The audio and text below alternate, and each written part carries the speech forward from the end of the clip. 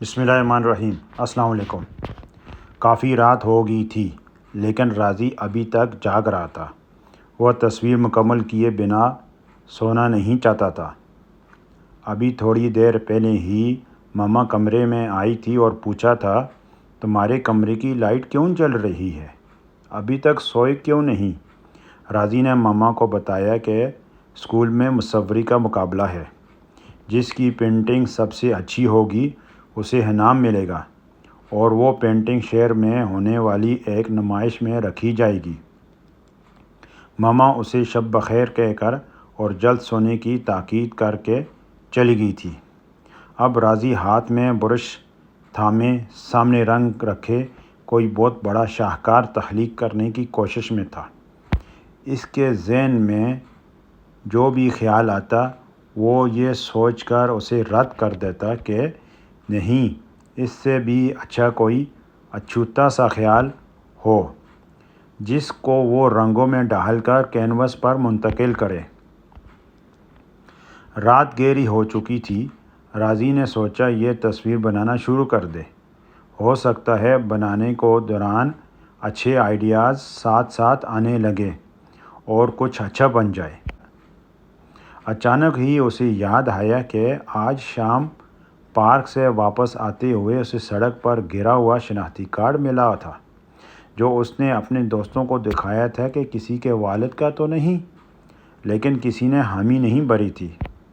ایک دوست نے کہا تھا کہ اس شناختی کارڈ پر جو تصویر ہے اس سے تو یہ انکل غیر ملکی لگ رہے ہیں۔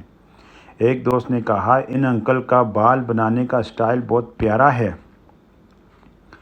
راضی کو خیال آیا کہ کیوں نہ شناختی کارڈ والے انکل کی تصویر بناؤں۔ یہ سوچتے ہی اس نے شناختی کارڈ پر دیکھ کر ایک زبردست پینٹنگ تیار کر لی۔ رنگوں کے مناسب استعمال سے اس تصویر کی خوبصورتی مزید بڑھ گئی۔ اس نے اس تصویر کو پینٹ کرتے ہوئے بالوں کے سٹائل پر بہت محنت کی اور تصویر پر کیپشن دیا، نامعلوم دوست۔ دوسرے دن اسکول کے بڑے ہال میں مقابلہ تھا۔ مشہور مصور آئے ہوئے تھے جو مقابلے کے جج تھے۔ بہت سی اچھی تصاویر مقابلے میں پیش کی گئیں۔ پہلا انعام راضی کو ہی ملا۔ اس کی بنائی ہوئی تصویر کو شہر کی ایک بڑی آرٹ گیلری کی نمائش میں شامل کرنے کے لیے منتخب کیا گیا۔ جس دن آرٹ گیلری میں تصاویر کی نمائش تھی، راضی اپنے ماما پاپا کے ساتھ وہاں موجود تھا۔ وہ سب لوگوں کے اپنی بنائی تصویر پر کیے تبصرے سن رہا تھا۔ سب لوگ اس کی بنائی تصویر کی تعریف کر رہے تھے کہ بچے نے یونانی نقوش والے شخص کو کس مہارت سے پینٹ کیا، بالوں پر بہت محنت کی۔ راضی اور اس کے ماما پاپا تبصرے سن کر خوش ہو رہے تھے۔ اچانک کسی نے راضی کے کاندھے پر ہاتھ رکھا۔ جیسے ہی راضی نے مڑ کر دیکھا تو حیران رہ گیا۔ اس کی بنائی ہوئی تصویر مجسم اس کے سامنے تھی۔ وہ انکل بھی حیرت سے کبھی راضی اور کبھی اپنی تصویر کو دیکھ رہے تھے۔ انہوں نے نرمی سے پوچھا، بیٹا آپ نے مجھے کہاں دیکھا تھا؟ راضی نے بتایا، مجھے سڑک پر گرا ہوا شناختی کارڈ ملا تھا جس پر آپ کی تصویر تھی۔ او ہو!